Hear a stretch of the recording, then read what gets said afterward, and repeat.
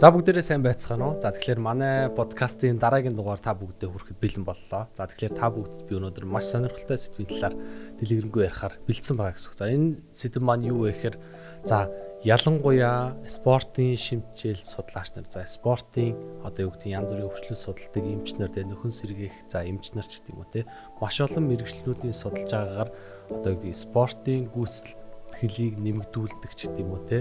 Таны ажиллах чадварыг нэмэгдүүлдэг ийм топ саплиментуудын нэгээр ялчгүй кератин гэдэг саплиментыг өөрөө нэрлсэн байдаг. За тэгэхээр би та бүгдээ өнөөдөр та бүгдийн өмнө харагдж байгаа энэ кератин гэдэг саплиментыг юунд хэрэглэдэг, яагаад хэрэглэдэг те, ямар хэмжээгээр хэрэглэх ёстой гэдэг талаар дэлгэрэнгүй та бүгдэд тайлбарлаж өгнө гэсэн үг байна. За тэгэхээр кератин гэдгийг ярихын өмнө те кератин ер нь юунд оролцдог те, юунд оролцоод ямар аш тусаа өгсөний хүчин дээр бидний спортын гүйцэтгэлтэй таны магадгүй жимд явж байгаа ч гэдэм тэнд маань нөлөөлдөг гэдэг талаар товчхон тайлбарлах гэсэн. За тэгэхээр та бүгдд кератин, моногидрат гэж байгаа. За энэ дээр харагдаж байгаа. За энэ өөрөө юу вэ гэхээр бидний элэг, бөөр, тарих гэх ингээд маш олон эрхтнүүдэд өөрөө үүсдэг нэг төрлийн нэгдэл гэсэн үг байна. За тэгэхээр энэ хүү нэгдэл маань өөрөө яадаг вэ гэхээр өөрөө аргинин, глицин, метионин гэдэг ийм гурван амин хүчлийн оролцоотой үүсдэг. За ялангуяа бидний бие махбодод өөрөө дотоодоос үүсдэг нэгдэл гэсэн үг. За тэгэхээр энэ нэгдэл маань бидний биед өрөмөцөөр энерги үүсгэх процессд өөрөө тусалдаг. За тэгэхээр дотооддоо нийлэгддэг гэхээр бидний тодорхой хэмжээнд илгэнд маань, бөөрөнд маань, тархинд маань нийлэгчээд гэдэг булчингийн эдэд, тархины эдэд ч гэдэг юм уу те, эднэрт өөрөө ингээд нөөцлөгдөд хадгалагдчихэдэг. За яг хэрэгтэй үеийн болохоор бид нар аваад хэрэглэдэг гэсэн.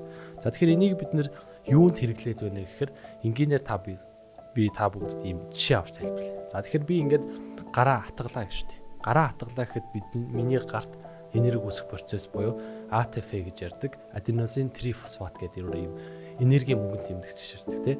Ийм энерги үүсгэх процессын үндсэн дээр өөрөө миний гарын булчингууд ингээд ажиллаж байгаа гэсэн үг. За хэрвээ энэ энерги үүсэхгүй бол би булчингаа ингэж агшаад сунуулж чадахгүй гэсэн.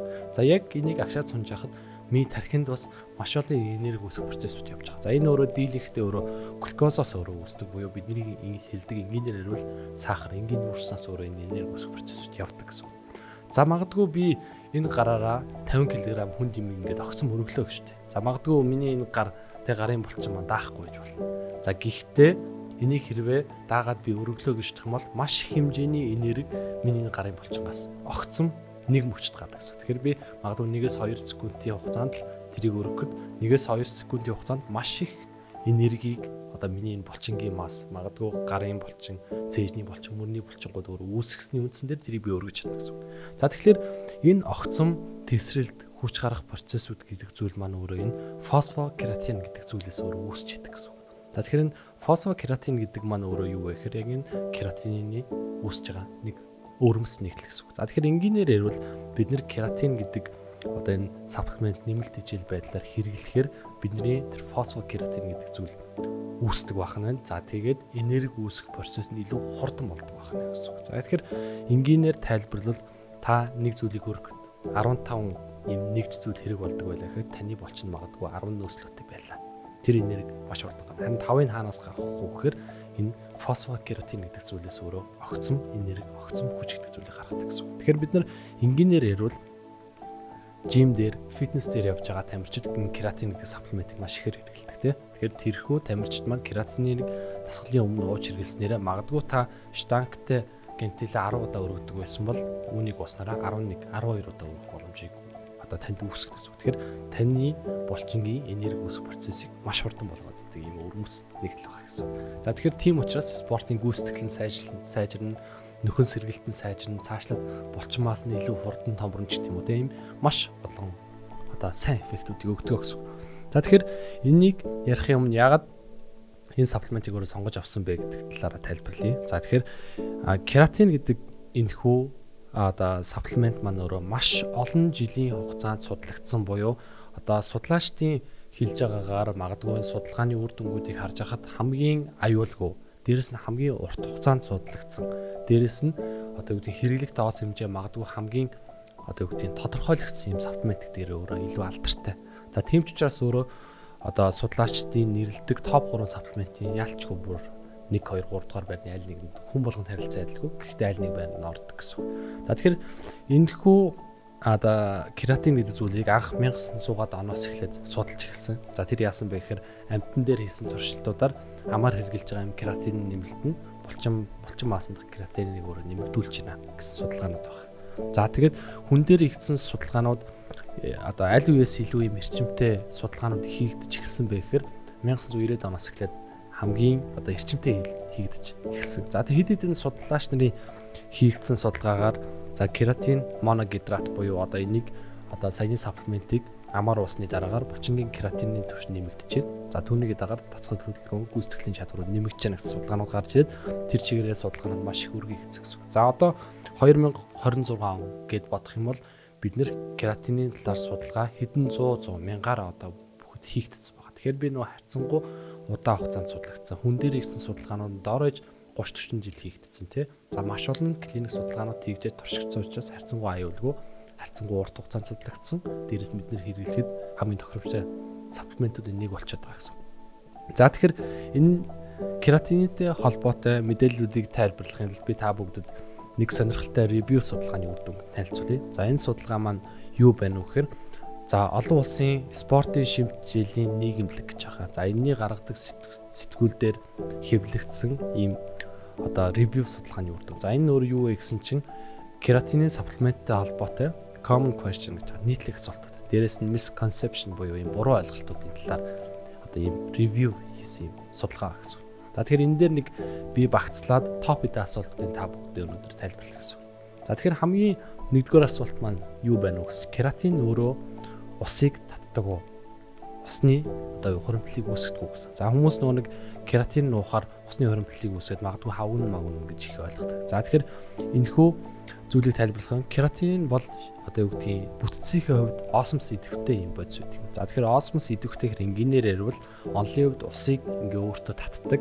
Усыг өөртөө татснараа булчин маасанд их хэмжээний ус цуглуулснараа элдв тэр гүйцэтгэлийг өөрөө өгдөг өвөрмөц нэгдэл байгаа гэсэн. За тэгэхээр кератинын богино хугацаанд хэрэглэхэд тодорхой хэмжээний усны хуримтлалыг бийд үзүүлдэг гэсэн судалгааны үр дүн дээр үндэслээд энэ ойлголтууд гарч ирсэн гэсэн. За харин гэтэл урт хугацаанд хийгдсэн 17 хоног хийгдсэн 12-7 хоногийн турш хийгдсэн ч гэх юм судалгаануудыг аваад үзэхэд өдөрт 20 г кератин, өдөрт 5 г, өдөрт 10 г ийм судалгаануудыг үзэхэд total body water гэж байгаа тийм биеийн нийт усны хэмжээнд дэмэглэхүйц өөрчлөлт гараагүй гэдэг судалгааны үр дүнүүд байгаа юм. За тэгэхээр товчхондоо хэлбэл богино хугацаанд үзүүлсэн судалгаан дээр бол тийм ус татах чадвартай харагдаж байгаа боловч урт хугацаанд бол тийм хав хуримтлуулагч тийм үү тийм ийм нөлөөл байхгүй байж болчихгүй байна. Тэгэхээр энэ дээр бол санаа зовлтгүй гэсэн юм үр дүн байгаа гэсэн. За кератин гэдэг зүйл өөрөө анаболик стероид мөн үү гэсэн юм асуулт байна. За тэгэхээр нэг биологийнхаа үүрэг те энэ процессийнхаа үүрэг химийн бид явуулж байгаа урлагийнхаа үндсэн дээр аваад үзэх юм бол кератин өөрөө маш өндөр үүрэгтэй байна. Яагаад гэвэл бидний гүйцэтгэлийг огцом сайжруулж байна. Дээрээс нь бид хоримтлагдж байгаа гликоген буюу нүүрсний нөөцийг илүү сайжруулж байна. Дээрээс нь булчингийн массыг нэмэгдүүлжээд өөхний хоримтлалыг давхар бууруулад байгаа ийм эффектүүд маш их байгаа. Тэгэхээр нэг анаболик стероидтэй харьцуулахад яг тэрнтэй ижил хэмжээний ийм үйлдэлүүд өгöd байгаа гэсэн. За гэтэл энэ судалгаан дээр юу гэж тайлбарсан байна вэ гэхээр кератин гэдэг зүйл химийн бүтцийнхээ хувьд анаболик стероидоос бол шал тусдаа өөр асуудал. Тиймээс анаболик стероидтэй ерөөсөй ойлгох шаардлагагүй. Тэгэхээр тийм үйлдэлтэй биш ээ. Тэгэхээр нэг айх аюулгүй анаболик стероид хэрэглээд магадгүй юм гаж нөлөөлөл их хэмжээнд гардаг те ус ундаг, батгашдаг ч гэдэм үү те ингэ маш олон үйлдэлүүд гардаг бол тийм үйлдэлтэй биш ээ. Тэгэхээр тэн шиг химийн бүтцийн хувьд шал өөр нэгдэл байх нэ гэсэн. Тэгэхээр тэрнээс айх аюулгүй байж болно гэж хэлсэн. За тэгэхээр 3 дахь асуулт нь хүмүүсийн хамгийн их тавьдаг асуудал. За энэ юу вэ гэхээр кератин хэрэглээд миний бөөрийн үйл ажиллагаа алдагдах. За магадгүй би бөөрийн өвчнөд болох уу гэдэг асуултууд хүн болгонд байдаг. За тэгээд надаас хүртэл зарим хүмүүсийн асууж байна. За тэгэхээр энгийнээр ярил арга яс булчинд өөрөө кератин гэдэг зүйл очоод ферментийн бус аргаар ингээд задраад цусны кератин болж ингээд нэмэгдчихэд. За тэгэхээр цусны кератин гэдэг зүйл өөрөө юу вэ гэхээр бөөрийн үйл ажиллагааг гол үнэлдэг өөрөө маркер гэдэг. За тэгэхээр энэ кератин өөрөө шээсээр гадагшилдаг буюу бөөрөнд очиж шүүгдээд бөөрөөр гадагшилж идэг гэсэн. За тэгэхээр энгийнээр ирвэл та кератин хэрэглэх юм бол таны цусны кератин тодорхой хэмжээнд бага хэмжээнд нэмэгдэж болно. Тэ? Гэхдээ таны бөөрийн шүүх чадвар хэвийн байвал нэг өөр ялгаруулдаг байна гэсэн үг. За тэгэхээр энэ дээр хийгдсэн юм ревю судалгаа байна. За тэрэн дээр дурдсан ийм 12 судалгааны үр дүн авсан одоо байгаа юм. За тэгэхээр яасан гэсэн чинь 10 судалгааны үр дүнд нь за цусны кератины хэмжээг бага зэрэг нэмэгдүүлсэн үр дүн гарсан байна. Гэхдээ бөөрийн үйл ажиллагааны алдагдал үргээгүй, бөөрийн үйл ажиллагаа шүүлтийн урд нь хэвийн, төлгөнцрийн шүүлтийн урд нь хэвийн гэсэн судалгааны үр дүнгууд гарсан байна. За харин хоёр судалгааны үр дүн дээр ямар байна вэ гэсэн чинь одоо нэг байж болох нормал лимитээсээ бага зэрэг их болсон. Одоо тийм судалгааны үр дүнгууд байгаа юм байна. Гэхдээ бас бөөрийн үйл ажиллагаа бас алдагдуулж яах үгүй юу гэдэг дээр эргэлзээтэй. Тэгэхээр нэг хэрглэж байгаа доос хэмжээний асуудал айгүй хэрэг гэсэн. Тэгэхээр та өдөрт хэрглэж байгаа доос хэмжээний асуудал их хэмжээнд байх юм бол магадгүй тарны бөөрөнд очиж өгөх, бөөрийн ачааллыг нэмэгдүүлэх тийм боломжууд байна гэсэн. За тэгэхээр нэг товчхондоо энэ ч одоо дүгнэлт нь юу гэж гарч ийнэ вэ гэхээр за санал болсон тунгаар буюу өдөрт нэг 5-аас 20 грамм хооронд кератинын моногидрат хэрэглэхэд бөөрийн үйл ажиллагааны алдагдал болон бөөрийн гэмтэл хүрэгдэггүй болохыг энэ судалгааны үр дүн харуулж байна гэдгийг өөрөө дурдсан байгаа гэсэн. За тэгэхээр бөөр гэдэг маань өөрөө юуг шүүдэг эрхтэн бэ гэхээр цусны концентрацийг өөрөө зохицуулж идэг. Дээрээс нь цусны даралт гэдэг хоёр зүйлийг зохицуулж идэг хэрэгтэй. За тэгэхээр энэ хоёрын одоо концентрацийн их хэмжээ, магадгүй даралтын их ч гэдэг юм уу. Энэ хоёр байх юм бол бөөрийг хамгийн их хэрэгэмддэг. Жишээлээд ярил цусны сахар өндөр байх, тэ? Давсыг хэрэглээд цусны натр өндөр байх. За энэ болгонд өөрөө бөөрөн дээр яадаг вөхөр гиперфильтрац буюу одоо бөөрийн хит шүүлтийн ачааллыг ингэ нэмэгдүүлчихдэг. За тэгэхээр нэг хэтрүүлэн хэрэгэлсэн бүх зүйл өөрөө бөөрийн үйл ажиллагааны шүүлтэнд нөлөөлж болдог өөр онцлогтой. Тэгэхээр та магадгүй кератин гэдэг зүйлийг хэрэглэж байгаа бол доос хэмжээг нь анхаарах нь хэвийнээр хэрэглэж байгаа бол магадгүй таны бөөрөнд ямар нэгэн асуудал үүсэхгүй гэдэг дээр айхаа юулгүй. Магадгүй одоогийн судалгаануудаар байж болно гэсэн. За тэгэхээр та бүгд доос хэмжээндээр анхаарах гэсэн. За кератин хэрэглээд үс уналт халзалт үүсдэг гэсэн. За нэг түрүү хэлсэн анаболик стероидтэй ойролцоо юм үйлчлэлтэй байгаад байна. За тэр чинь өөрөө гаж нөлөөний өөрөө ус унах юм үйлчлүүд байдаг те. Гэтэл одоо кератинин дээр тийм юу байна гэсэн чинь анх яагаад энэ асуудал үүссэн шалтгаан гэх юм бол 2009 онд гаргасан нэг судалгаан дээр Ригбигийн тамирчид дээр өдөрт 20 г кератин хэрэглэхэд DHT гэдэг нэг дихайдротестостерон гэдэг энэ дааврын түвшин нэмэгдэж байгаа юм судалгааны үр дүн. Тэгээд хүсний уналтанд нөлөөлж байна гэсэн ийм судалгааны үр дүн гарсан юм байна. За харин одоо 2025 он хүртэл хийгдсэн судалгаанууд дээр өөрөө хүсний халзралт уналт үүсгдэг байдлын өөрөө үүсгэсэн байгаа. Буюу одоогийн судалгаануудаар бол ийм үр дүн харагдахгүй байна гэсэн юм нөлөөлөл байгаад байна гэсэн үг.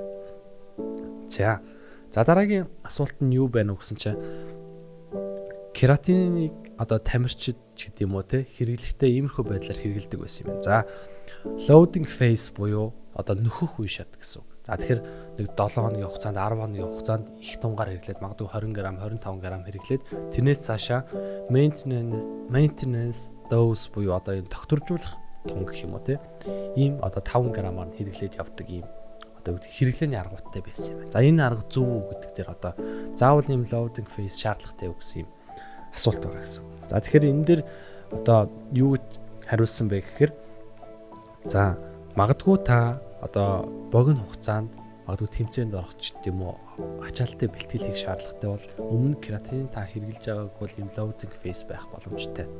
За харин одоо үгдийн урт хугацаанд ярьж байгаа бол зүгээр тогтмол хэмжээгээр хэрэглээ та өдөрт 5-аас 10 г одоо үгдийн кератин хэрэглэхэд энэ бол шаардлагагүй байна. Төдийлөн тийм нөлөөлөл байхгүй байна гэсэн судалгааны үр дүн байна. Тэгэхээр нэг богино хугацаанд их хэмжээнд хэрэглэж нөхөөд түүнээс цаашаа ингээд бага тунгаар хэрэглээд явдаг аргууд бол төдийлөн тийм тохиромжтой аргууд бол биш юм байна гэдгийг энэ судалгааны үр дүнд харуулсан байна гэсэн үг. За дараагийн нэг гол зүйл нь юу байсан бэ гэсэн чинь кератин хэрэглэхээр булчингийн энэ гүйцэтгэлтэй таны одоо юу гэдгийг те булчингийн ачаалал авах чадвар илүү сайн нэмэгдээд байгаа. За зөвхөн ийм үйл байна, өөр эффект байна уу гэдгийг ингээд судлаад утсан байх гэсэн. За тэгсэн чинь энийг одоо нэг сонирхолтой хийгдсэн юм гэсэн чинь нэг марафонд гүдэг тамирчид байгаа. За мөн богино зайд гүдэг тамирчид дээр хийсэн судалгаагаар ийм 4-7 хоног хийсэн судалгааны үр дүн байгаа. За тэгэхээр нэг кератин хэрэглээд За дасгалаа хийж яхад одоо булчингийн гэмтэл, үрвсэл, өвдөлт ч гэдэг юм уу те энэ хэмжээ одоо зүйлүүдийн хянаад одоо судалгааны үр дүнд харьцуулаад үзэхэд ерөнхийдөө булчингийн гэмтэл бүр мэддэхүйц буурсан. За үрвслийн маркерууд буурсан, булчингийн өвдөлт бага мэдэрсэн гэсэн юм судалгааны үр дүнгууд байгаа юм байна. За мөн одоо бус төрлийн тамирчид дээр хийгдсэн судалгаанууд кератиныг хэрэглэхээр гэмтэл бага авч яана гэсэн судалгааны үр дүнгууд маш их байгаа. За ялангуяа тархины гэмтлүүд, тархины дөргөлч гэдэг юм уу те. За нугасны гэмтэл авах гэдэг юм уу те. Энэ байдлууд нь буурж байгаа гэсэн судалгааны үр дүнгууд байгаа юм гэсэн. За тэгээд үүн дээр тулгуурлаад одоо зөвлөмж гаргасан байгаа. За энэхүү зөвлөмжөнд бан төрөний хэлсэн олон улсын спортын хоол шимтгийллийн нийгэмдлэг гэж байгаа. За энэнээс нөгөө нэг энэ нугасны гэмтэл авах байдал те тархины гэмтэл авах байдлыг өөрөө кератин өөрөө бууруулдаг юм байна. Тийм учраас тамирчид хэрэглэхэд тохиромжтой төрлийн одоо юу гэдгийг саплимент өөрөө кератин юм байна гэдгийг өөрөө энэ зөвлөмжөдөө давхар оруулж гисэн байгаа онцлогтой байгаа мэн гэсэн үг. За тэгээд дараагийн гол асуудал нь кератин нь монохайдрат гэдэг моногидрат гэдэг энэ төрөл нь байна. За кератинийн ийм олон төрлийн кератинууд байна. За тэгэхээр бус төрлийн кератин нь одоо юу гэдгийг яг ижлэхэн үйлчлэлтэй юу? Бусд нь юу гэдгийг илүү сайн ууч гэдэг юм уу? Энэ дээр харьцуулсан байна. За тэгэхээр нэг 1990 оноос одоо энэ хүн дээр хийгдсэн судалгаанууд байгаа гэсэн тийм хамгийн өргөн судлагдсан, дээрэс нь хамгийн аюулгүй гэж үнэлэгдсэн өөрөө төрөл нь кератин моногидрат буюу монохайдрат гэдэг төрөл. За бус төрлүүд нь харьцангуй бага судлагдсан, биологийн идэх буюу биологийн үүрэг багтай буюу таны биед бага шимэгддэг ч гэдэг юм уу тийм ийм нөлөөллүүд байгаад байна гэсэн үг. За тэгэхээр энэ кератин моногидрат гэдгийг хэрэглэхэд хамаар хэрэглэхэд 99.9% буюу ерөнхийдөө бол 100% бүрэн шимэгддэг. Дээрээс нь одоо юу гэдгийг таны цусан дах булчингийн энэ кератиныг өөрөө 30 минутаас эхлүүлээд ингээд нэг нэмэгдүүлээд эхэлдэг нь өөрөө судалгаагаар батлагдсан. Тэгээд нөгөө биологийн үүрэг илүү өндөртэй байгаа нь юм онцлогтой харагдаад байна гэсэн үг. За тэгэхээр нөгөө бус төрлийн кератины одоо төрөл нь одоо үүдээ энээс илүү эффекттэй гэдэг юм судалгаанууд байхгүй байна. Харин эсвэргээрээ бусд нь илүү үнэтэй ч гэдэг юм уу те илүү бага судлагдсан байгаа бол энэ кератин моногидрат гэдэг нь илүү хямдхан, дээрээс нь илүү сайн судлагдсан, үр дүн илүү өндөр байгаа гэсэн үг. Тэгэхээр харьцангуй зах зээл дээрс энэ төрлийн кератин илүү зарагддаг нь өөрөө энэ өөрөө онцлогтой байгаад байна гэсэн үг. Тэгэхээр илүү оновчтой сонголт нэ гэж энгийнээр бол хэлж байна те. За тэгэхээр саяны хэлсэн судалгааны үр дүнгуудыг хэлээ бүгдээрээ зөвлөх юм бол одоо дүгнэх юм бол те кератин бол нэгдүгээр анаболик стероид бол биш юм байна те. За тэгээд нэмэлт кератинийн нэмэлт хэрэглэх нь шингэний хоригдлол буюу хав үүсгэхтэд илүү нөлөөлөхгүй гэдэг дээр бол урт хугацаанд хийсэн судалгаанууд бол харуулж байна. За хэрвээ таны бөөрийн үйл ажиллагаа хэвийн байвал кератин хэрэглэхэд ямар нэгэн аюулгүй гэдгийг нөхөө судалгааны үр дүнд бас дурдсан байна. За үс салзаралтай холбоотой тэм судалгааны үр дүнгууд бол байхгүй байгаа юм байна. За тэгээд ачааллах үе шат буюу loading phase эхэлж эхний хугацаанд нь өндөр тунгаар хэрэглэх бол төдийлөн тийм шаардлагатай бол зүйл биш гэдэг энэ дээрээ сонцолсон байна. За тэгээд ганц нөгөө нэг спортын гүйцэтгэл биш, гэмтэл бэртлийг бууруулах те булчингаар өвдөд байгаа ч гэдэг юм уу те ядралтыг бууруулах ч гэдэг юм ийм эффектүүд байгаа нь өөрөө бас онцлог нэг эффектүүд нь байгаа юм гэсэн. За тэгээд мэдээж хамгийн гол сонголт нь одоо кератин моногидрат гэдэг төрөл нь хамгийн тохиромжтой төрөл юм байна гэсэн.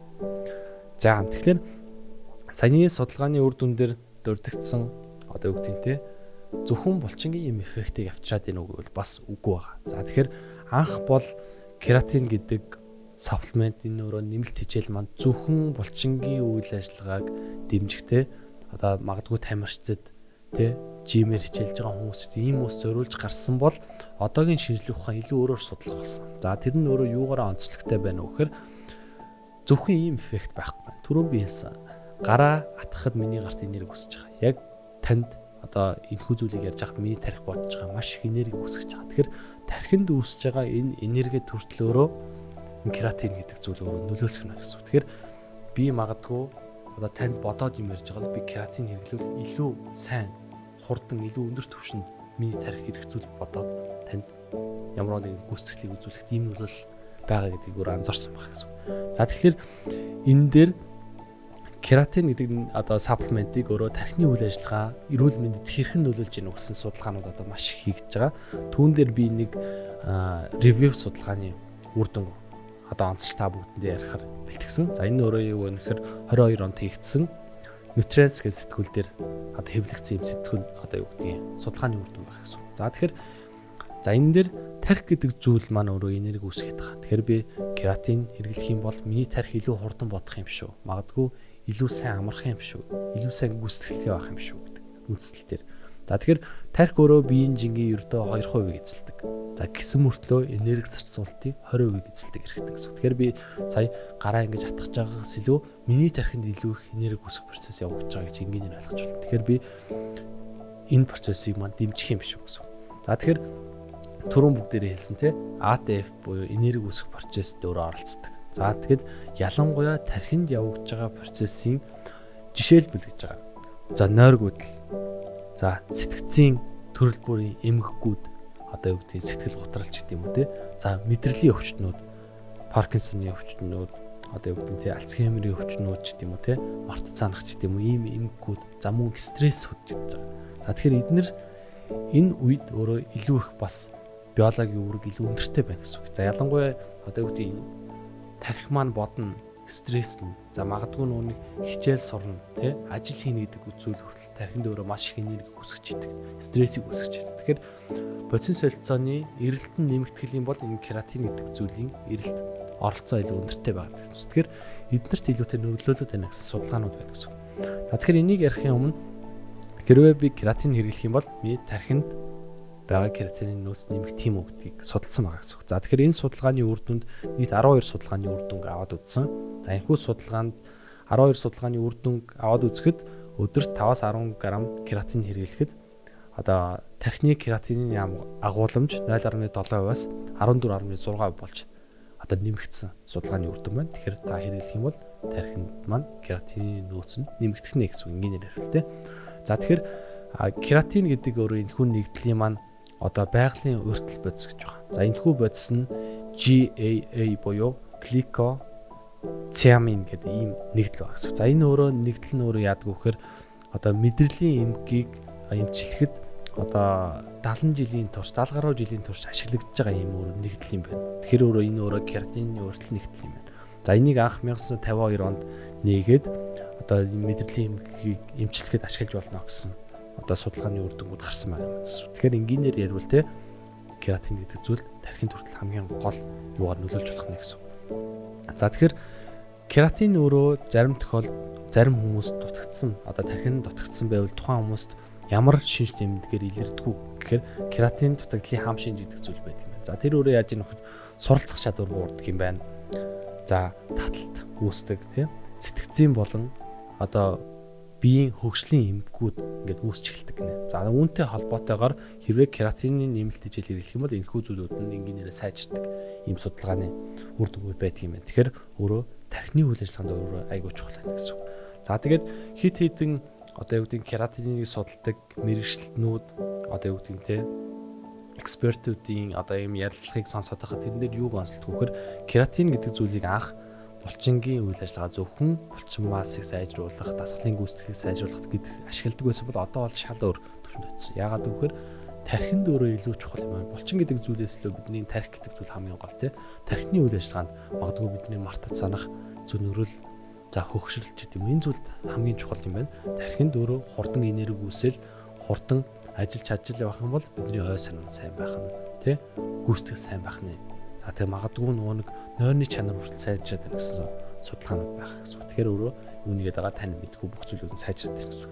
За мөн үүн дээр одоо юу гэдэг ахмад настнууд дээр хийгдсэн судалгаанууд байна. За ахмад настнуудын одоо мэдээж тархины үйл ажиллагаа буурсан, тэгээ ой санамж нь багассан байдгийг бүгдээрээ сайн мэдж байгаа. За тэднэр дээр 7 хоногийн турш өдөрт 20 г кератин хэрэглэхэд ой санамжийг одоо сайжруулж гинэ гэх байдлаар анзаарсан чинь тий ой санамжийн одоо юу гэдгийг хэмжиж байгаа төвшнийг мэддэхүйс нэмэгдүүлсэн.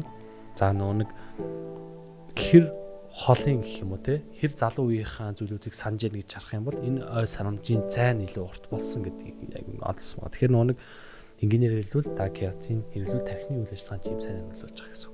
Тэгэхээр одоо нийгэмдэр маш их стресстэй, маш их ажилтай, уур бухимдалтай байх тусам тархины кератинийн нейрободисын солилцоон шаардлагыг өөрөө илүү их нэмэгдүүлдэг. Тэгэхээр бид нэр өдөр тутамдаа хэрэглэхэд дасгал хийхгүй байсан ч хэрэглэж болохоор саплиментийн нэг төрөл бол өөрөө кератин гэдгийг өөрөө маш олон ийм экспертүүд өөрөө онцлогтой байгаа гэсэн үг. За тэгэхээр сүүлд нь мэдээж хүмүүс хэрэг хэмжээнд хэрэглэх юм гэж магадгүй асуух бах тий. Тэгэхээр нэгдүгээр хэлэхэд кератиныг хэрэглэх одоо юу гэдэг зөвлөмж хэмжээ гэдэг зүйл аль ч улсын одоо юу гэдэг recommendation зөвлөмжтөл байдаг.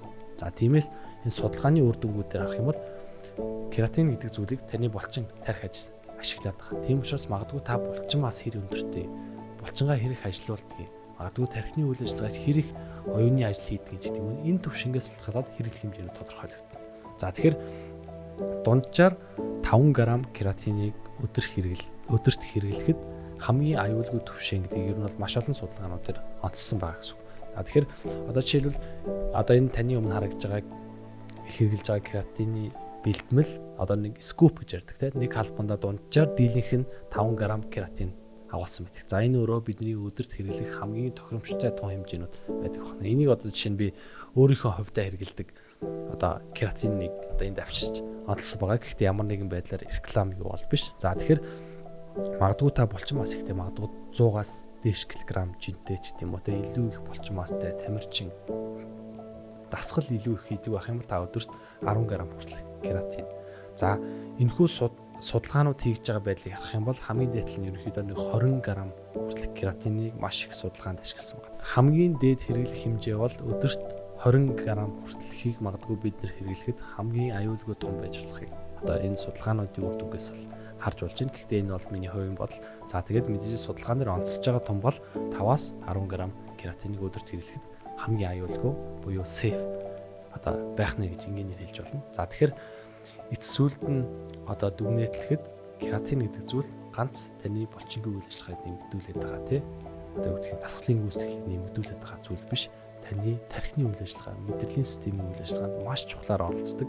Таны тархи мэдрэл илүү хурдан энерги үүсгэхтэй, илүү хурдан ажиллаж чадвал таны гүйцэтгэл одоо юу гэдэг тий урт хугацаанд таны биед үзүүлэх нөлөө өөрөө маш их эффект өндөртэй байна гэдгийг айгуул анхаарах хэрэгтэй. За тийм ч учраас одоо юу гэдэг өдөрт магадгүй та өглөө болгон 5 г кератин хэрэглэхэд асуудалгүй. За хүмүүс магадгүй нүг хизээ хэрэглэх вэ гэдгийг асуух гэж магадгүй. За тэгэхээр хизээ хэрэглэх нь энэ судалгааны үр дүнгуудээс харахад нэг тийм одоо төдийл нь одоо юу гэдгийг чухал биш. За яаж хэрэглэх вэ гэхээр та өнөөдөр өглөө 5 г хэрэглэсэн бол маргааш өглөө 5 г. За тэрний дараагийн өглөө 5 г гэх мэтчлэн 24 цагийн туршдаа харахад нормал тунгаар хэрэглээд явах нь хамгийн тохиромжтой юм а гэдгийг онцлсан байгаа гэсэн. Тэгэхээр өглөө өдөр оройдоо төдийлээ ач холбогдолтой биш тогтмол хэрэглээд явах нь таны ямар нэгэн байдлаар аюулгүй гэсэн. За зарим нэг одоо экспертүүдийн одоо хэлж байгаа одоо юу гэдэг подкаст одоо мэдээлэл зөвлөгөөн дээр анхаарах бол зарим хүмүүст нойроо илүү сайжруулыг бол оройн цагаар хэрэгэлдэг. Зарим хүмүүс дасгалын гүйцэтгэлийг сайжруулыг бол дасгалаасаа магадгүй 1 цагийн өмнө хэрэгэлдэг ч гэдэм үү те.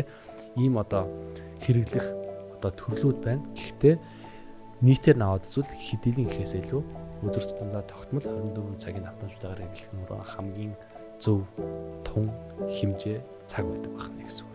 За тэгэхээр та бүгдэд тайлбарласан өнөөдрийн энэхүү бичлэг маань кератин гэдэг саплимент буюу нэмэлт бэлтгэмжийн тухай байлаа. Энэ өөрөө миний ч хэлтгүү маш олон спортын шимтгий судлаачдын топ 3-т бол зайлшгүй ордог саплимент.